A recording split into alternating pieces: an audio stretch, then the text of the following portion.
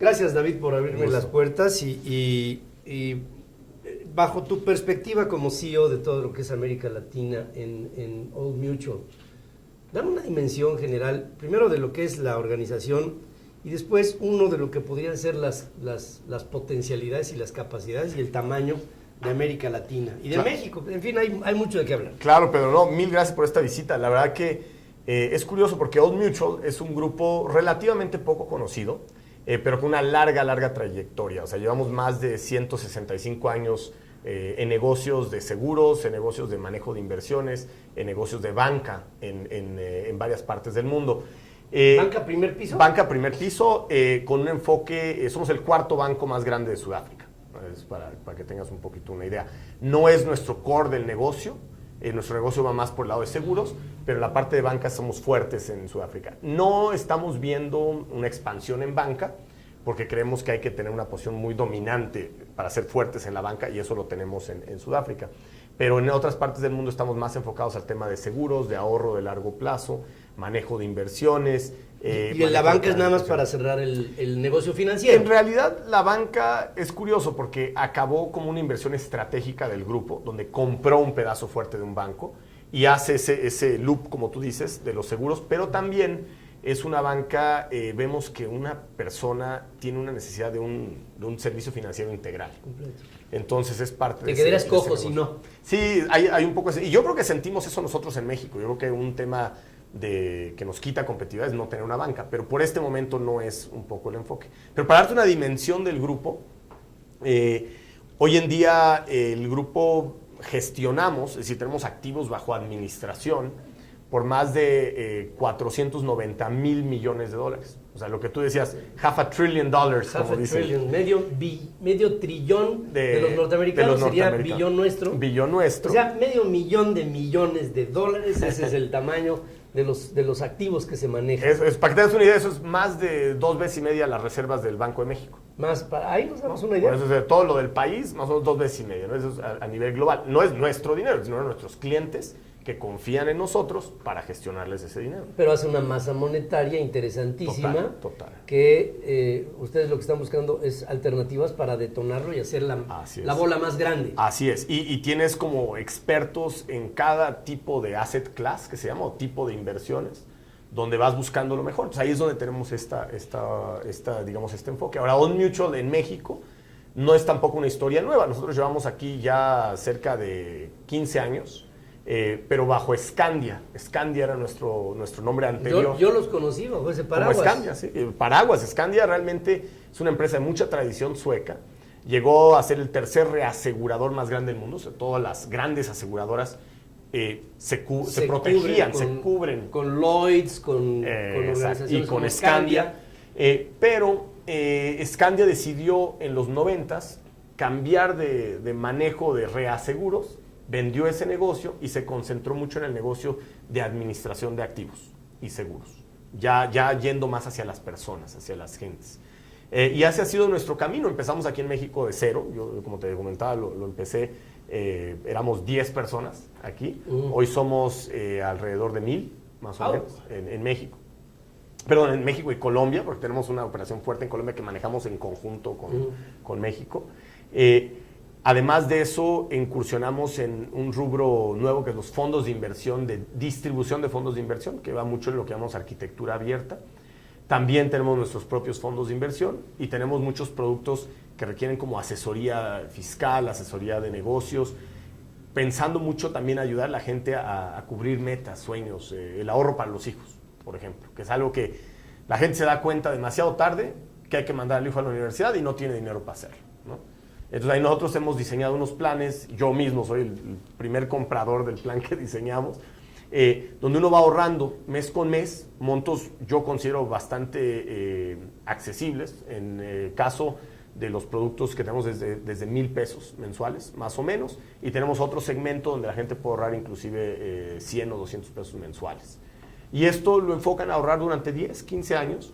Si les llega a pasar algo a las personas, inmediatamente el seguro cubre, pero la idea es que no le pase nada a la gente y con eso va logrando sus metas. Entonces, esto ha logrado que la perspectiva como negocio cubra un hueco de necesidad muy importante en los mexicanos, que es esa cultura del ahorro.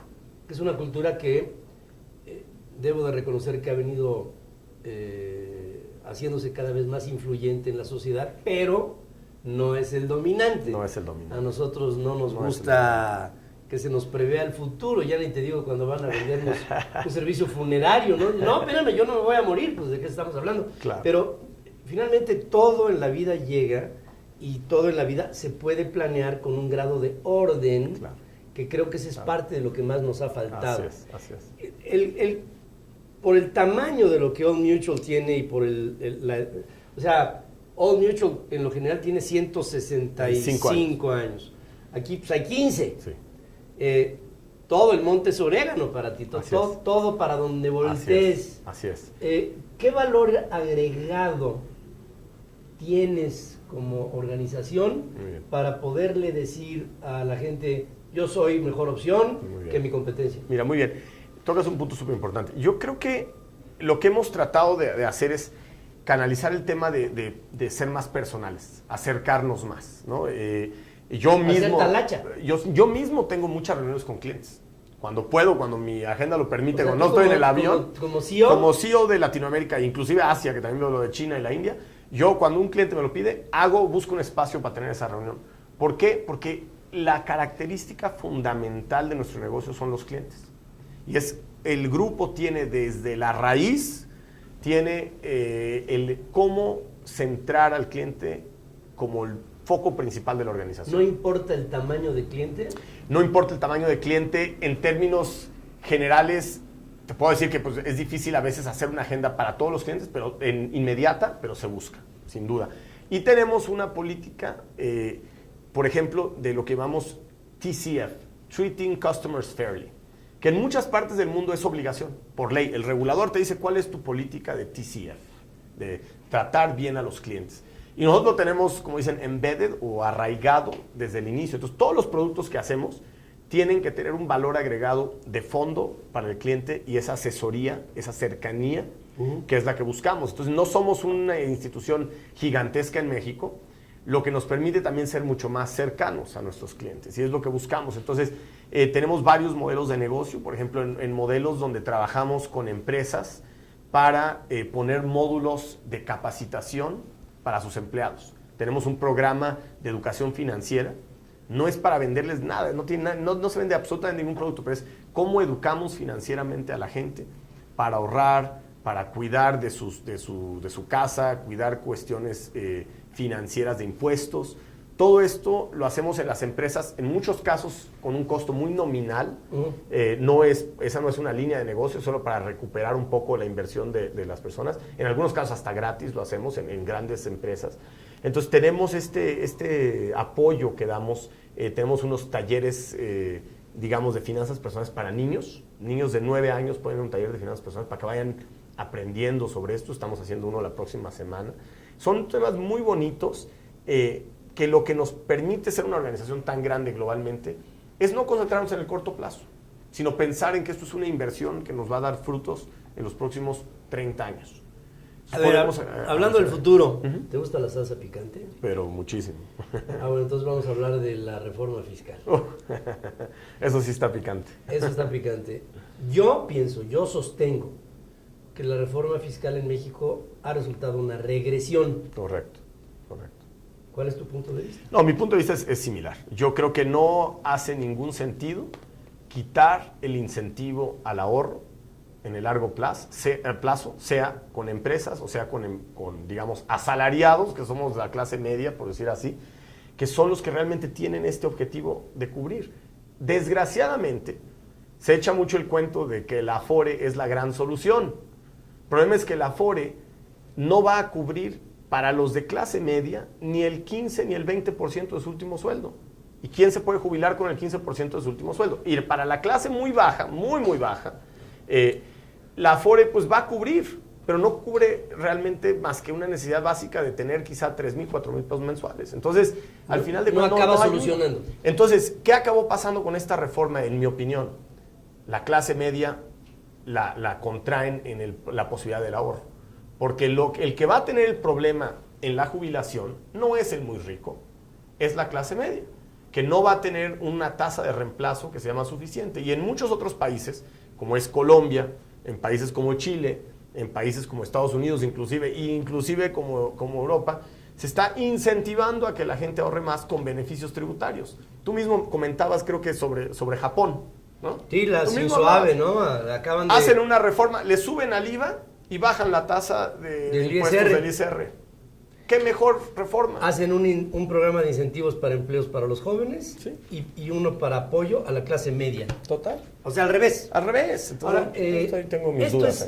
No, yo creo que nuestras certezas de que vamos por un camino. Sí. O sea, miren, en nuestro país, hasta antes de la reforma, había un fondo de pensiones privadas por una bolsa de unos 400,000 millones de pesos. Sí, ¿qué pasó con ella? ¿Dónde está? Eso se va a ir haciendo chiquito. Nosotros ya tenemos algunos clientes cancelando aportes a fondos de pensiones. Entonces, si la reforma sí es eso, pensando en que iba a ser recaudatoria, no lo va a hacer, porque ya no va a haber aportes.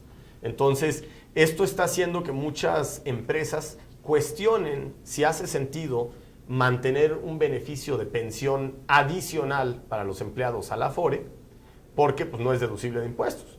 Entonces, si no es deducible de impuestos, una de dos. O le pago más sueldo al empleado, que es una posibilidad, asumiendo que el empleado lo va a ahorrar.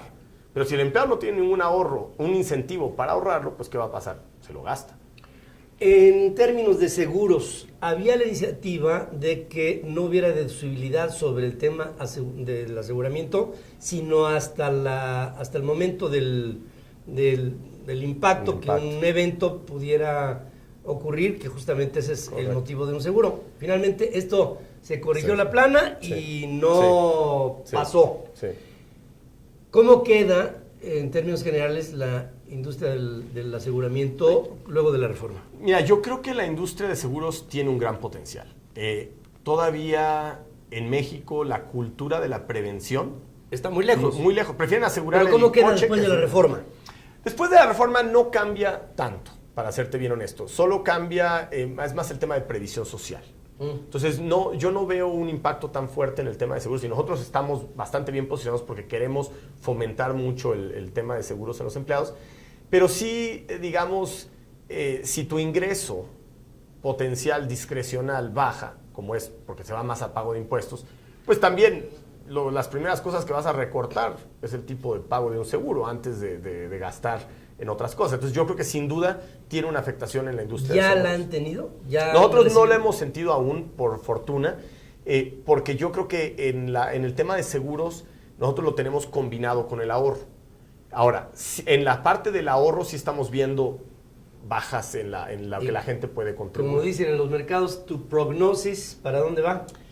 Mira, yo creo y tengo la esperanza que reflexione el Ministerio de Hacienda sobre esto en algún momento. Cuando vea que... Pero ya anunciaron que no va a haber cambios hasta el final del sexenio, ¿no? Eso fue lo que... Tendremos la esperanza que al final del sexenio, pero cuando yo no veo otra, pero en este momento lo que nosotros tenemos que concentrarnos es en crear más cultura del ahorro, independiente del beneficio tributario. Lástima, pero va a tener la gente que sacrificar de un lado o del otro. Ahora, en Old Mutual, digamos, nuestra filosofía es también pues ajustarnos a las circunstancias del mercado. Hemos hecho nuestro trabajo con los gremios hasta donde pudimos y nos tenemos que tratar de ajustar. Entonces, sin duda que